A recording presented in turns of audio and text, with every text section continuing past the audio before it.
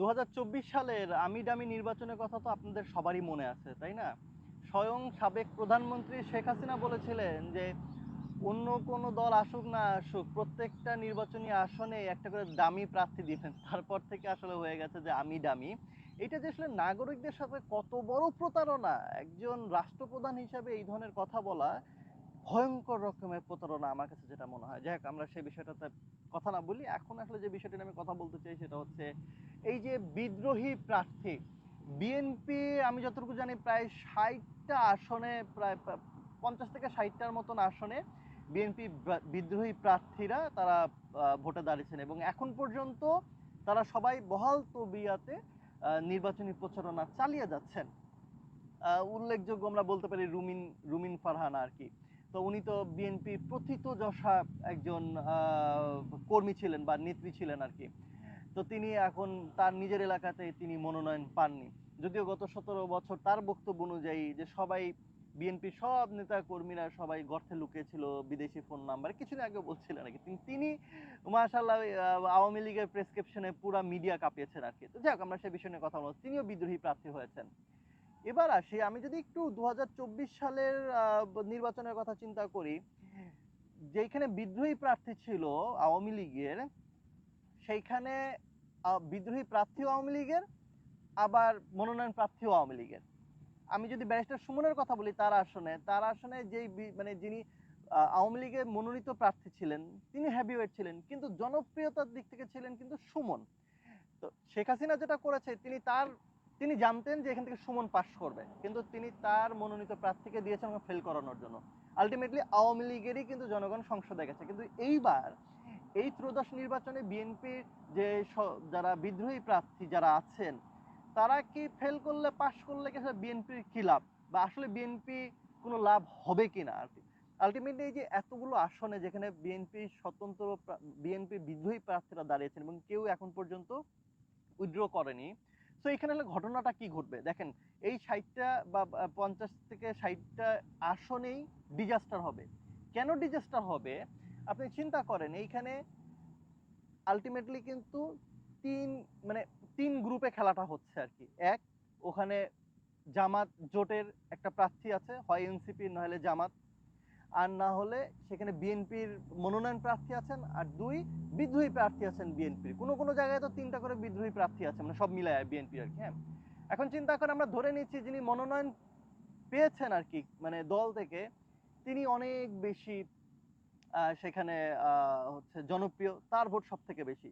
এবার যিনি বিদ্রোহী, তিনি তো ভাবছেন তিনিও অনেক বেশি জনপ্রিয়। আলটিমেটলি দুই গ্রুপেরই কিন্তু একটা ভালো জনপ্রিয়তা ওই অঞ্চলে আছে। আমরা ধরে নিচ্ছি যে দুই গ্রুপের মিলে আসলে প্রায় ৬০% ভোট হচ্ছে বিএনপির। ৬০% ভোট হচ্ছে বিএনপির। হ্যাঁ, কিন্তু অপরপক্ষে যদি আপনি জামাতের কথা চিন্তা করেন, জামাতের 40% ভোট আছে। এখন জামাতের ভোটে তো জামাতের তো কোনো বিদ্রোহী প্রার্থী নেই, তার মানে জামাত 40%ই তার ব্যালট বক্সে নিবে। উল্টা আওয়ামী লীগেরও তো কিছু জনগণ আছে মাঝখান থেকে, যেটা হবে যে বিএনপি তো দুইটা গ্রুপ হয়ে গেছে, নিজেদের ভোট এবার কারাকারি বেঁধে গেছে। তো বিএনপি যদি ৬০% ভোট যদি এবার ভাগ হয়ে যায়, ধরে নিচ্ছি যিনি দলীয় মনোনীত প্রার্থী তিনি হয়তো বা ৩৫% ভোট পেলেন, আরেকজন পাইলেন হচ্ছে 25% ভোট, গ্রুপিং করে।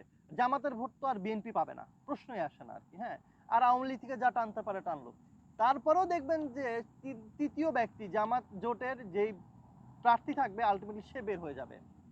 আপনি যদি চিন্তা করেন যে এই যে বিদ্রোহী প্রার্থীরা এবং বিএনপি অনেক জায়গাতে যারা কারা বিদ্রোহী প্রার্থী হয়েছে, তারা ডেডিকেট ছিল, তারা রাজনীতির মাঠে ছিল, গত ১৭ বছরে হামলা মামলার শিকার হয়েছে, এবং যারা সত্যিকার অর্থে তৃণমূল পর্যায়ের আপনি বলতে পারেন নেতা আর কি, যারা কষ্ট সহ্য করেছে, তাদেরকে বাদ দেওয়া হয়েছে অনেক জায়গাতে। বাদ দিয়ে যারা ঋণ খেলাপি, যাদের টাকা আছে, তাদেরকে এইসব ক্ষেত্রে হচ্ছে মনোনয়ন দেওয়া হয়েছে দলীয় থেকে আর কি।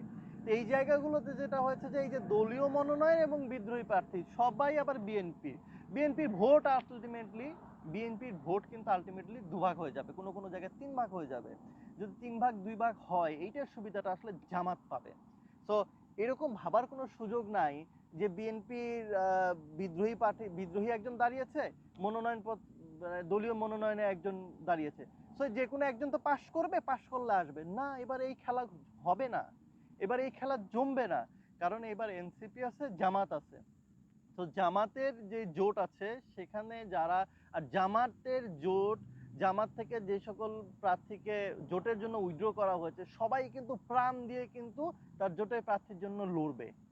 তারা কিন্তু কেউ বিদ্রোহী প্রার্থী হয়নি। আপনি দেখেন জামাতের একটা বিদ্রোহী প্রার্থী নাই, এবং জামাত সর্বশক্তি নিয়োগ করবে এবার এই নির্বাচনে, তাদের অস্তিত্বের লড়াই এবার।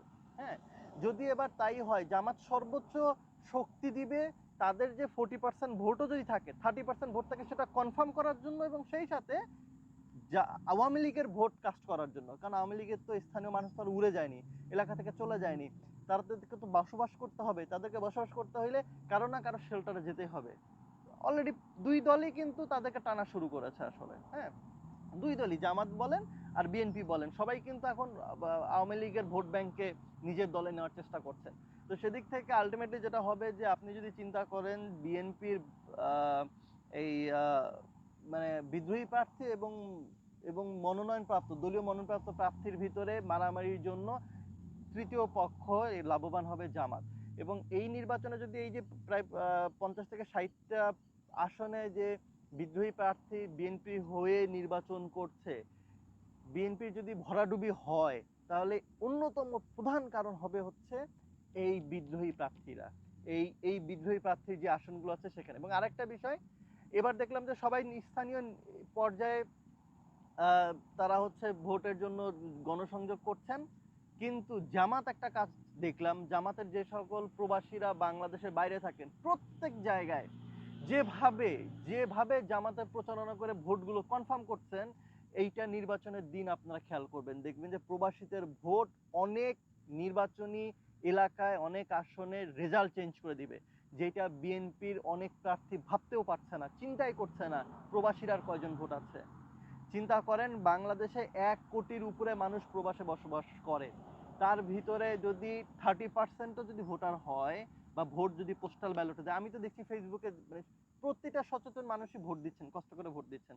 তো আমি ধরে নিচ্ছি 30% হয়তো বা 30 লাখ ভোটার আসবেন, 30 লাখও না, 10 লাখ আসলো, আলটিমেটলি খেলাটা তো হয় 2-3 হাজার ভোটে, 5,000 ভোটে। যদি এবার সত্যিকার অর্থেই যদি ফেয়ার ইলেকশন হয়, যদি এবং প্লেইং ফিল্ডটা যদি ভালো থাকে, তাহলে কিন্তু এই 5-10 হাজার ভোটেই কিন্তু আসলে ব্যবধান তৈরি করবে।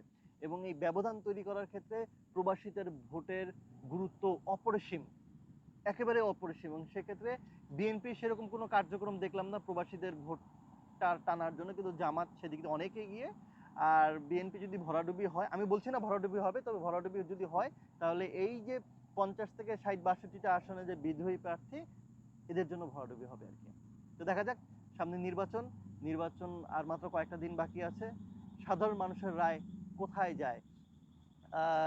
টাকা দিয়ে কি আসলে ভোট কেনা সম্ভব? টাকা দিয়ে হয়তো বা জনসভায় জনগণ টানা যায়, কিন্তু ভোট কি আসলে টানা যায়? আর এটা 2026 সাল, বাংলাদেশের মানুষ ঘরে ঘরে সোশ্যাল মিডিয়া ব্যবহার করে, সবার হাতে স্মার্টফোন, সবাই এখন সবকিছু জানে, সবকিছু দেখে, সবকিছু বোঝে। বুঝে শুনে কি আসলে মানুষজন ঋণখেলাপি চাঁদাবাজদের ভোট দিবে, নাকি আসলে যারা প্রকৃত দেশপ্রেমিক, যারা দেশের জন্য কাজ করতে চায় তাদেরকে ভোট দিবে? এখন দেখার বিষয় জনগণ কি রায় দেয়। কাস্টমারদের কমেন্টে রিপ্লাই দিতে দিতে আপনি কি হাঁপিয়ে গেছেন? তাহলে এই ভিডিওটি আপনার জন্য। বাংলা চ্যাটবট আপনার প্রত্যেকটি পোস্টের প্রত্যেকটি কমেন্টের রিপ্লাই এবং সেই সাথে আপনার প্রোডাক্টের তথ্য কাস্টমারের ইনবক্সে পাঠিয়ে দেবে ইনস্ট্যান্টলি। আপনার সেল বেড়ে যাবে কয়েক গুণ। কিভাবে বাংলা চ্যাটবট ফ্রিতে আপনার পেজ ইনস্টল করবেন তা জানতে এই ভিডিওর নিচে কমেন্ট করুন।